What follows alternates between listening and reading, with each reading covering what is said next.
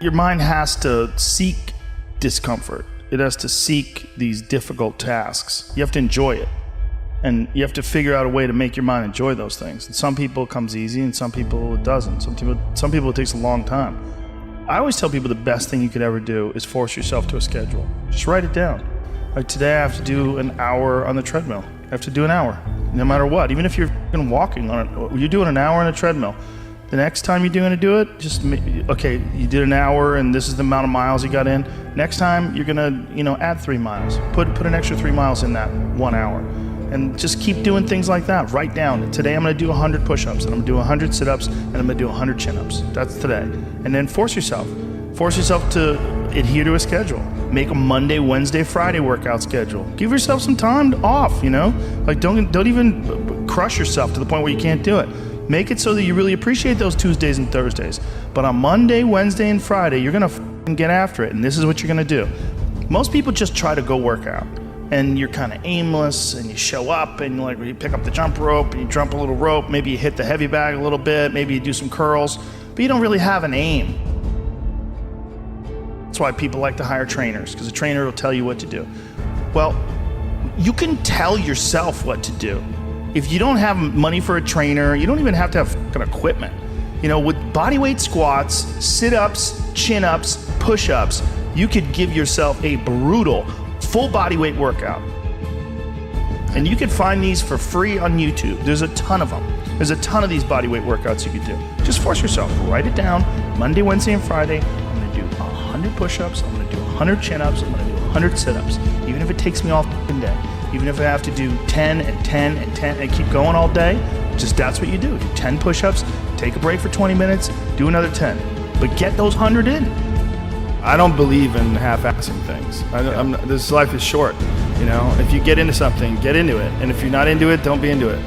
And I think that insanity and greatness are next-door neighbors, and they borrow each other's sugar. That's my that's what I've always said. There's something about mastery, like true mastery, that requires you to shut off massive areas of your life. There's a lot of people that are scared of their ability to do something that's difficult.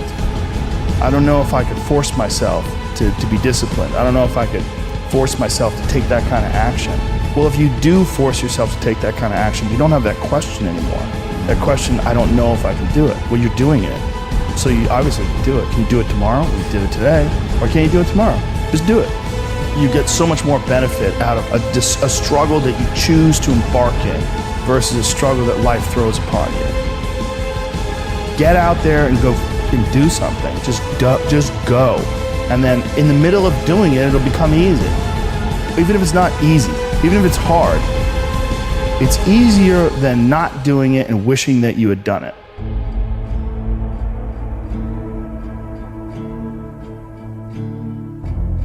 Oftentimes people confuse discipline with focus. And this is why that's important. There are things that some people can excel at because they're focused on them and because they're drawn to it and they have an incredible passion for it. Versus, like, you tell a guy, like, hey, you're going to study to be an electrical engineer. And it's like, I don't want to be a fucking electrical engineer. Well, you got to have discipline. And so they don't have the drive, and they don't get excited about it, and they don't do. But if you tell that guy, whatever, you're going to be a golfer, and he loves golf, and he's practicing every day, and he becomes a professional golfer. And you say, well, I thought that guy didn't have any discipline. Well, it's not that he didn't have any discipline. He's just not interested in that other thing.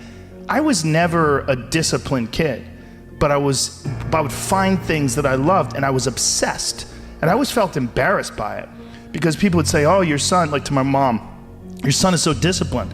And she'd be like, my son's f***ing crazy. Like, he's not disciplined. He finds these things and that's all he does all day long. Like, it's not really discipline because he doesn't clean his room. He's f***ing lazy. There's all sorts of shit he's supposed to do. I never did my homework. But if I had a thing that I was into, I was obsessed. You were crazy about it. But it would bother me that I didn't really have discipline. Like, if I had jobs that I had to do, I didn't do a good job at them, like construction jobs that I had. But when it came to martial arts... How did you find those things, though? How did you find those things? Did you stumble upon them? Lucky. Just got lucky. Martial arts, I just got lucky. And it clicked with me, like, almost immediately. I became obsessed. you know, and I wanted to excel at it. And so I was just doing it all day long. And I think the more you choose to embark in these struggles, these especially physical and mental struggles, because I consider both martial arts, yoga, and actually even trail running, I consider the mental struggles as much as physical struggles. Like, because I could stop anytime I want. I'm halfway up the hill, I can go, fuck this. So I'm walking the rest of the way. Yep. Call my dog over, put him on the leash. I'm like, we're walking, buddy. You know?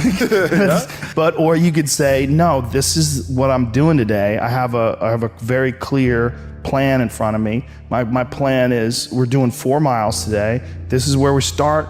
This is where we end. This is what we're doing. Sometimes when things are really hard to do, you think, oh my God, I gotta stop doing this. But once you do it and you complete it, you have a satisfaction, this sense of satisfaction that you did something really difficult that is irreplaceable.